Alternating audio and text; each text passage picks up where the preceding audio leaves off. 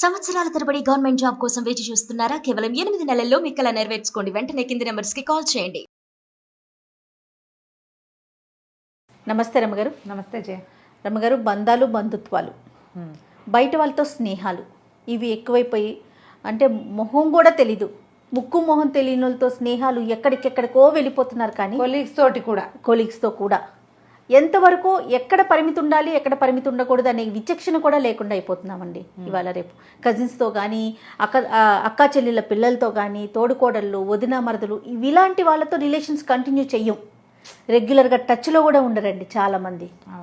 కానీ నేను ఇంతకు ముందు చెప్పినట్లుగా ఎక్కడికెక్కడికో స్నేహాలు రమ్మగారు, ఫేస్బుక్ అవి శాశ్వతమని భావించలేకపోతున్నారు. ఇవే శాశ్వతమని వీటి చుట్టే పరుగులు పెడుతున్నారు కదా రమ్మగారు. కొత్త కొత్త పద్ధతులు, కొత్త కొత్త ఆలోచనప్పుడు మన ఫ్యామిలీ వాళ్ళతో మనం మాట్లాడుతూ ఉంటే మన పద్ధతులు, ఆచారాలు, విషయాలు అన్నీ మనకు తెలుస్తూ ఉంటాయి. బయట వాళ్ళతో మాట్లాడితే మాట్లాడాలి, ఉండాలి, కానీ అది ఎక్కడికో పోతుంది కదా. కదా రమ్మగారు, ఎట్లా స్ట్రాంగ్ చేసుకోవాలండి బంధాలు బంధుత్వాలు? ముందు మాట్లాడాలి జయ, మాట్లాడాలి, శుభకార్యాలకి కలవాలి. ఎప్పుడు కూడా మనం ఒకళ్ళతోటి బాంధవ్యాన్ని బలపరుచుకోవాలి.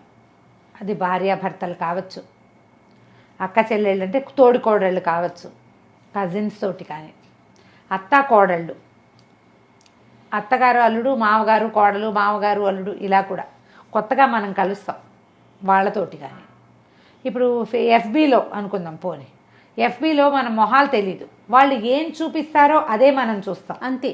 వాళ్ళు తమని ఎలా ప్రజెంట్ చేసుకుంటారో అది తప్ప what is the original thing అనేది మనకు తెలియనే తెలియదు. లాంగ్ రన్లో ఏదో తెలుస్తుందేమో, కానీ దాన్ని నమ్మడానికి వీల్లేదు, నమ్మేందుకు వీల్లేదు. అదే అక్కడగా పరిమితం చేసుకోవాలి, దాన్ని జీవితాల్లోకి తెచ్చుకోకూడదు కదా, తేకూడదు. మనం ఎక్కడ దాకా ఉండాలి అదంతా అక్కడే. ఇప్పుడు ఇవి మాత్రం ఈ రిలేషన్స్ ఉన్నాయి కదా, మన బ్లడ్ రిలేషన్ కానీ, లేకపోతే పెళ్ళిళ్ళ వల్ల మ్యారిటల్ రిలేషన్స్ ఏర్పడతాయి. ఇవి కానీ మనం ఏం చేయాలి, వీటిని బలపరుచుకోవాలి. ఎప్పుడు కూడా అవతల వాళ్ళ మాట వినాలి, మన మాట వినిపించాలి. మొదట వినడం నేర్చుకోవాలి. ఏదైనా ఒక విషయం, ఏదైనా ఒక పని, దాని మీద ఆర్గ్యుమెంట్స్ అనవసరం కదా.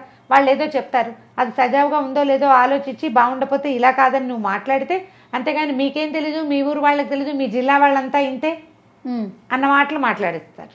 జిల్లాలో ఏముంటుంది, అదే అవును, ఏముండదు. అవును. తర్వాత అప్రిసియేషన్, మెచ్చుకోవటం. మీరు చక్కగా చేశారు, చాలా బాగా చేస్తారు మీరు, మళ్ళీ మీ జిల్లాకి వెళ్ళక్కర్లా, మీరే మనుషులు. మెప్పు, సలహా తీసుకుంటే థ్యాంక్స్ చెప్పటం, అప్రిసియేషన్ ఎంత అవసరమో థ్యాంక్స్ గివింగ్ కూడా అంతే అవసరం. ఈ గివింగ్ అంటే అమెరికన్ స్టైల్లో ఏదో వస్తువులు ఇవ్వక్కర్లేదు, చాలా థ్యాంక్స్, నువ్వు చక్కగా పనిచేసావు, నువ్వు ఎంతో బాగా చేసావు, అభినందించటము.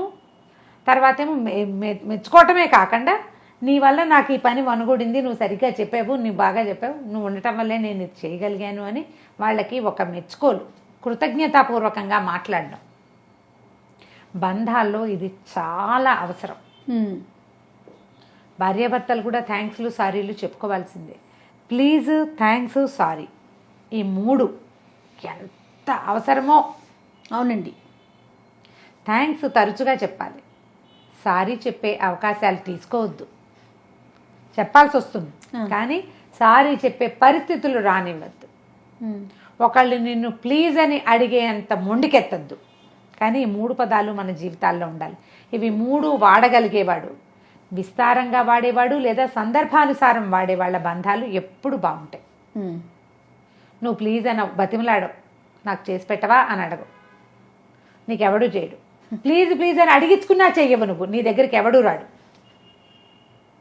ఎప్పుడు సారీయే ఎక్స్పెక్ట్ చేస్తావు, కానీ నువ్వు సారీ చెప్పవు, అప్పుడు లాభం లేదు. నువ్వు థ్యాంక్స్ చెప్తావు, ఎప్పుడు నీకు అవకాశం ఉంటుంది ప్రతి చోట. అన్నిటికీ కాదు, అన్నం పెడితే థ్యాంక్స్, మంచినీళ్ళు ఇస్తే థ్యాంక్స్ కాదు, అన్నం పెట్టడం, మంచినీళ్ళు ఇవ్వడం, మామూలు సాధారణ క్రియలు కాకుండా ఏదైనా మంచిది, ఉపయోగపడేది, అవసరమైన సమయంలో చేసిన సహాయం, అప్పుడు థ్యాంక్స్ చెప్తే అది మనసు నిండుగా ఉంటుంది. వీటి వల్ల బాంధవ్యాలు బలపడతాయి. టేకెన్ గ్రాంటెడ్గా అవతల వాళ్ళతో చాకరీలు చేయించేసుకుని ఇన్ రిటర్న్ ఏమీ చేయకుండా, థ్యాంక్స్ అయినా చెప్పకుండా చేస్తే ఇంకా మీకు బాంధవ్యాన్ని నిలబడదు. ఫార్మాలిటీగా thank you madam, thank you madam, thank you madam అంటుంటారు. ఎంత ఫార్మాలిటీయో, లోపల ఏం లేదు, డొల్లా. ఎందుకని థ్యాంక్స్? నువ్వు నిలబడాల్సినప్పుడు నిలబడవు, ఎందుకు నీ థ్యాంక్స్ వేస్ట్గా కదా, దండగా, పర్వదండగా. ఇది చేయకూడదు. తర్వాత ఆనెస్ట్గా మాట్లాడడము. బంధాలలో నిజాయితీ చాలా అవసరం, ట్రాన్స్పరెన్సీ చాలా అవసరం.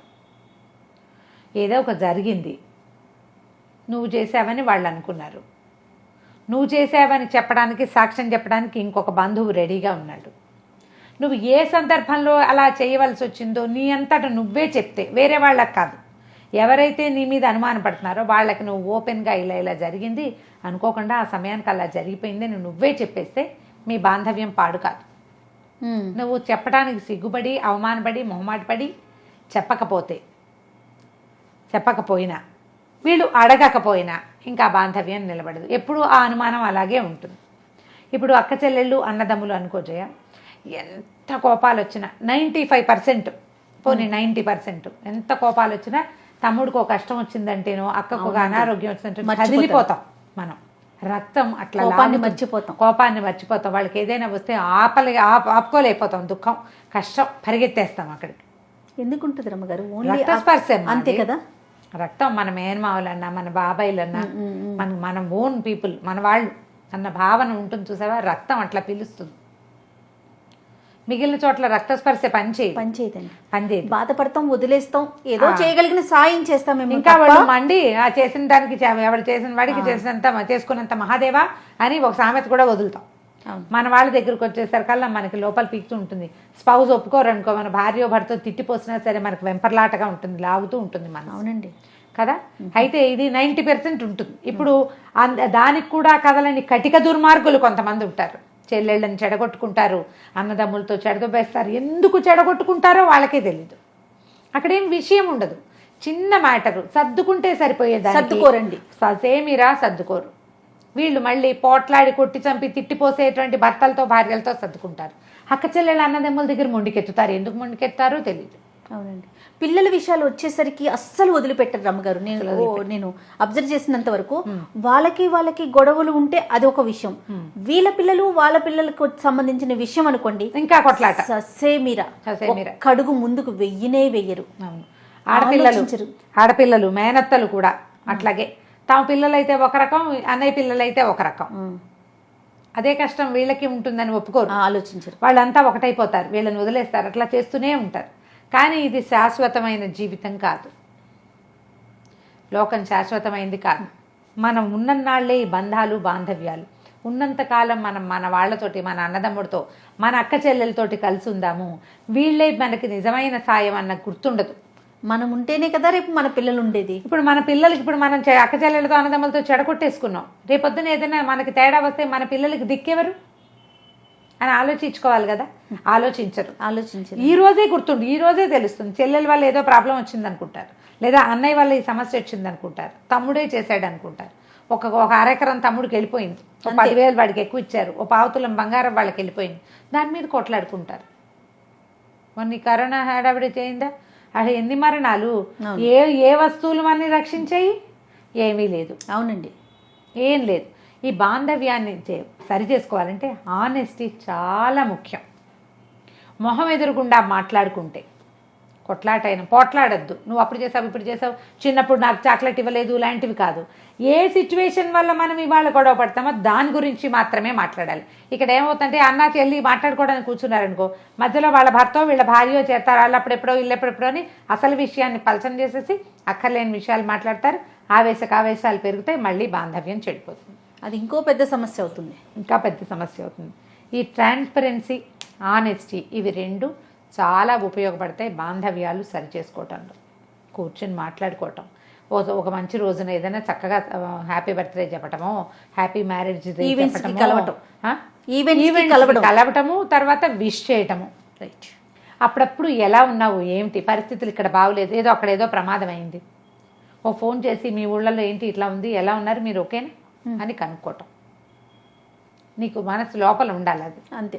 నువ్వు ఇంత మాత్రం చేస్తే మనం బాంధవ్యాలను చెడిపోకుండా ఉంచగలుగుతాం. దీంతోపాటు తోడుకోవడాలు, కో సిస్టర్స్. ఇప్పుడు భార్యాభర్త ఇద్దరు ఎక్కడే వాళ్ళు, వీళ్ళు ఇంకో భార్యాభర్త, వీళ్ళిద్దరూ అన్నదమ్ములో లేదా వాళ్ళిద్దరూ అక్క చెల్లెళ్ళు అనుకుందాం, తోడుకోడళ్ళు తోడల్లుళ్ళు కూడా. మనము భగవంతుడు మనకి ఏంటంటే ప్రపంచము మనని ఒక చోటకి చేర్చింది. ఓ ఇద్దరు ఒకే కడుపును పుట్టిన వాళ్ళిద్దరూ మనకు భార్యలో భర్తలో అయ్యారు. వాళ్ళని సంతోషంగా ఉంచాలంటే మనం వీళ్ళతో కలిసి ఉండాలి. తోడల్లుళ్ళు పోట్లాడికి చచ్చేది ఉంటుంది, తోడుకోడళ్ళకి పడకపోవటము ఉంటుంది. దానివల్ల ఏమవుతారు, మన స్పౌజ్ ఎవరైతే ఉన్నారో భార్యో భర్తో వాళ్ళు తమ తోబుట్టువుల నుంచి డిప్రైవ్ అయిపోతారు. ఎప్పుడు దుఃఖపడతారు, కష్టపెట్టుకుంటారు లోపల. నువ్వు ఏం సంతోషపెట్టినట్టు స్పౌస్ని, వాళ్ళకేం సంతోషం ఇచ్చావు? అయిన వాళ్ళని దూరం చేసేసి ఏమిటో డబ్బుల కోసమో వస్తువుల కోసమో ఏదైనా మాట పట్టింపు కోసమో మర్యాదతో లోపం వచ్చిందనో ఇలా ఎన్ని కథలు కనపడతాయో అడుగు అడుగున. అక్కడి నుంచి వదిన ఆడపడుచులు, కొత్తగా పెళ్లి చేసుకున్న పిల్లలకి పనులు రాకపోవచ్చు, మీ పద్ధతులు తెలియపోవచ్చు, వాళ్ళది వేరే విధానం కావచ్చు. ఆ అమ్మాయిని కలుపుకుంటూ ఉంటే సరిపోతుంది. ఒకవేళ ఆడపడుచు తెలియక ఏదైనా ఒక మాట మాట్లాడితే వదినే సర్దుకుంటే సరిపోతుంది. సర్దుకోరు, వాళ్ళు సర్దుకోరు, వీళ్ళు ఊరుకోరు.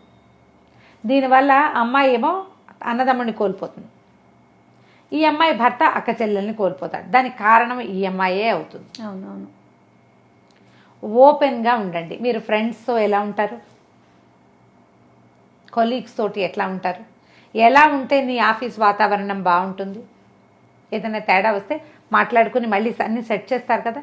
బాంధవ్యాలని కూడా అలాగే ప్రోగ్రామ్ మేనేజ్మెంట్ లాగా కనుక చేస్తే, ఒక ఈవెంట్ మేనేజ్మెంట్ ఎలా చేస్తాం, ఒకడు పువ్వులు తేవాలి, ఇంకొకటి ఆకులు తేవాలి, కట్టేవాడు ఒకడు, ఎట్లా లైన్గా చేస్తాం. అవును. అప్పుడు ప్రాపర్గా ఈవెంట్ అవుతుందా? అలాగే సంసారం కూడా. దీనికి ప్రయత్నం చేయాలి. ఎక్కడో ఒక చోట మొదలుపెట్టి నేను ఎందుకు చేయాలి అనుకోవద్దు. ఎస్, మీరు ఇది విని మీకు ఇది నచ్చితే అవతల వాళ్ళు చేయూపడం కోసం చూడొద్దు. మీరే స్టార్ట్. నేను చేశానండి అయినా వాళ్ళు చేయలేదండి అనుకోవద్దు, చేస్తూ ఉండండి. ఓపెన్గా మీరేం చేస్తున్నారో మీ స్పౌస్కి తెలియచేయండి. మీరు ముగ్గురు అక్క చెల్లెళ్ళు ఉంటే మీ ఇందులో ఇద్దరికి తగాదా ఉంటే మూడో వాళ్ళకి చెప్పండి.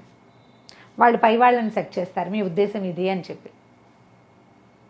వదిన ఆడపడుచులతోటి, అత్తగారులతోటి, తోడుకోడళ్లతోటి, చుట్టాలు, మన కజిన్స్, మన పెదనాన్న పిల్లలు, పిన్నాన్న పిల్లలు, మామయ్యల పిల్లలు, పేనత్తల పిల్లలు, వీళ్ళతోటి కూడా అంతే. మీరు రిలేషన్స్ సరి చేసుకోవడానికి మొదటిది మాట, అది కూడా నిజమైనది, సరైనది. ఎస్, ప్రయత్నం చేయండి. ఎందుకంటే మనకి సమాజం చాలా చిన్నదైపోతుంది, కుటుంబ జీవితం చాలా చిన్నది. మనం తక్కువ సమయం ఇళ్లలో గడుపుతున్నాం, ఎక్కువ సమయం ఆఫీసుల్లోనూ ఇలాగే బయటే. ఆ ఉన్న సమయం క్వాలిటీ టైం ఏదైతే ఉందో అది బెస్ట్ టైంగా ప్రతిరోజుని గుర్తుపెట్టుకునేలాగా ఉండాలి మనం. అప్పుడు మనం హాయిగా సంతోషంగా ఉంటాం. ఈరోజు మనకి ఏంటంటే ఈ షుగర్లు, డయాబెటీస్, మన థైరాయిడ్తో పాటుగా బీపీలు, వాటితో పాటుగా స్ట్రెస్, దాంతోపాటు ఇంకోటి ఏంటంటే హ్యూమన్ రిలేషన్స్ లేకపోవటం, అది ఎక్కువ బాధిస్తుంది. దాంతో డిప్రెషన్స్కి గురైపోతున్నాం. మీరు రిలేషన్స్ బాగు చేసుకోండి, డిప్రెషన్స్ తగ్గిపోతాయి. ట్రై చేయండి ఒకసారి. దీనికి ఈజీ, ఒక సింపుల్ ఆలోచన చేయండి. మొహం మురిగ్గా ఉంది, డల్గా ఉన్నాము, చల్లటి నీళ్ళతో మొహం కడుక్కుని చక్కగా ఏదైనా క్రీమ్ రాసుకుని పౌడర్ రాసుకుంటే ఇందాకటి మొహానికి ఇప్పటి మొహానికి తేడా కనపడుతుంది. బంధాలని కూడా ఇలాగే శుభ్రంగా కడిగేసి తుడిచి ఏదైనా క్రీమ్ రాసి పౌడర్ రాస్తే ఏదైనా చక్కగానే కనిపిస్తుంది. నాకు ఒక్కటి అనిపిస్తుంది రమ్మగారు, ఇష్యూ రావడం సహజం ఒక ఇద్దరు వ్యక్తుల మధ్య. అది మాట్లాడుకున్నామా అంతటితో వదిలేసామంటే డెఫినెట్గా ఫార్వర్డ్ స్టెప్ వెళ్ళిపోతాం. వదిలేయటం అనేది నేర్చుకోవాలి ఎవరైనా. నాకు అది అనిపిస్తుంది, ఏ బంధంలో అయినా. అవును, దాన్నే పట్టుకుని అనగానే అల్లప్పుడెప్పుడో చేసావుగా నువ్వు అని మొదలు పెట్టకూడదు. ఒక్కసారి వదిలిపెట్టడం కనుక నేర్చుకుని కంటిన్యూ అయ్యామా శుభ్రంగా అన్ని సెట్ చేసుకోగలుగుతాం. రైట్. నమస్తే. నమస్తే జయ.